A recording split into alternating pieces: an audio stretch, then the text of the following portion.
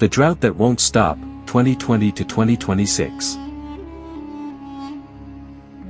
Imagine waking up one morning. You walk outside. The land is cracked.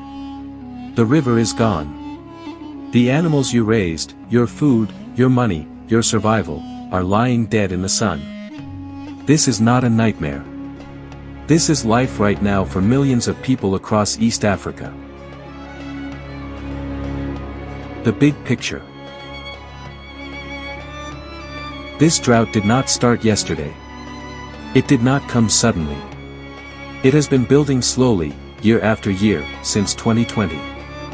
Across East Africa, the land has been drying. The rains have been failing. And now, in 2026, the crisis has reached a dangerous level.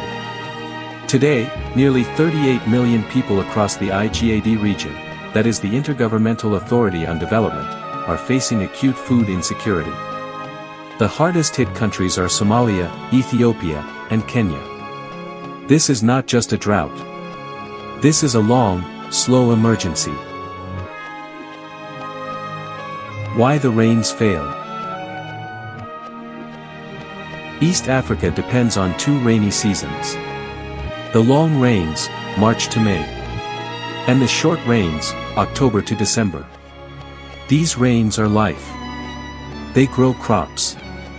They feed animals. They fill rivers. But in recent years, these rains have become unreliable. After the devastating drought of 2021 to 2023, the region hoped for recovery. Instead, the rains failed again. By September 2025, the situation became worse. According to the Global Drought Observatory, very low rainfall and unusually high temperatures began damaging crops, livestock, and water systems across southeastern Ethiopia, eastern Kenya, and most of Somalia.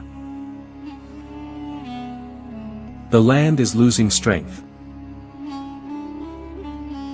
In December 2025, temperatures across large areas rose more than 2 degrees Celsius above normal levels. Heat dries the land faster. Even when small amounts of rain fall, the water does not stay. By early 2026, soil moisture dropped below normal.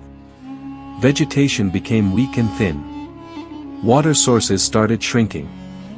The drought was confirmed by the Standardized Precipitation Evapotranspiration Index, which showed strong drought conditions over a 6-month period ending in December 2025. This means the land is not just dry. It is losing its ability to recover. Hunger is spreading. The biggest impact is on food. In Kenya and Somalia alone, 6.5 million people are facing serious hunger. 2.5 million of them are children. Across the region, the crisis has reached emergency levels, according to the Famine Early Warning Systems Network. In Somalia, 4.6 million people are affected. Some areas are close to IPC Phase 5, the highest level of food crisis. Crop production in parts of Somalia has dropped by 83% below normal levels. This means fields are not just weak. They are failing completely. Animals are dying. Livestock is life in East Africa. It provides food, income, and security. But the drought is destroying this system.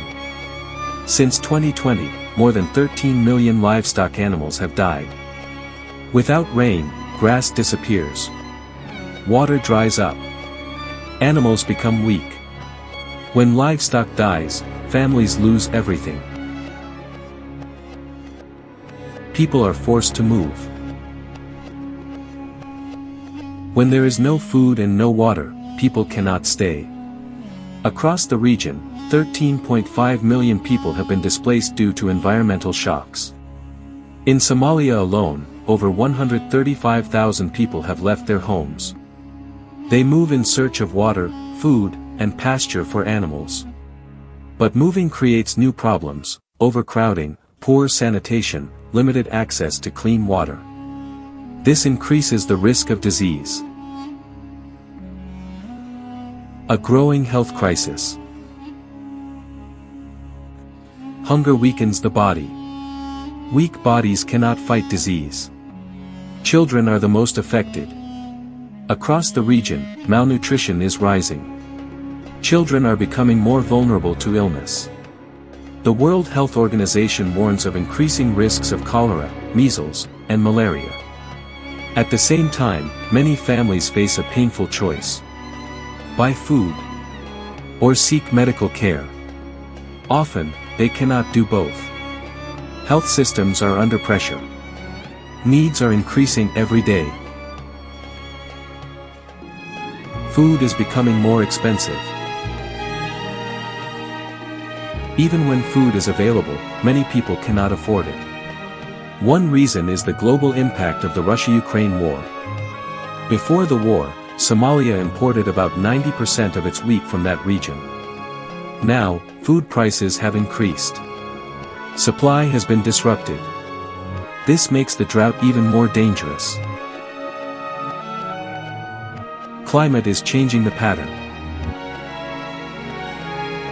This drought is not just bad luck. Scientists from the World Weather Attribution say that climate change has made such droughts at least 100 times more likely. Key climate systems like the El Niño Southern Oscillation and the Indian Ocean Dipole are affecting rainfall patterns. But the bigger problem is this: temperatures are rising, and rainfall is becoming unpredictable. This makes recovery harder every year. A region highly exposed. East Africa is especially vulnerable because of how its economy works. Over 80% of people depend on agriculture. Farming depends mostly on rainfall. And small farmers produce about 90% of all food. These farmers have limited resources, limited technology, and limited support. When rain fails, the entire system collapses. A cycle that keeps returning. Drought is no longer rare. Since 2005, it has been returning every few years. Each time, recovery is incomplete. Losses increase. And people become more vulnerable. At the same time, temperatures keep rising, and rainfall becomes more unstable. The pressure is building. What can be done? Solutions exist. Early warning systems. Drought-resistant crops. Better water storage. Solar-powered irrigation. But these cost money the affected countries do not have.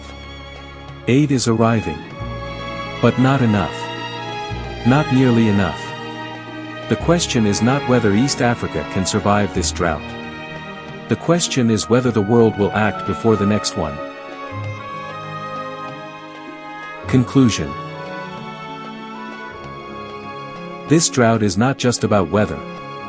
It is about hunger, loss, survival. Millions of people are already affected. Millions more are at risk. The land is dry. The food is limited.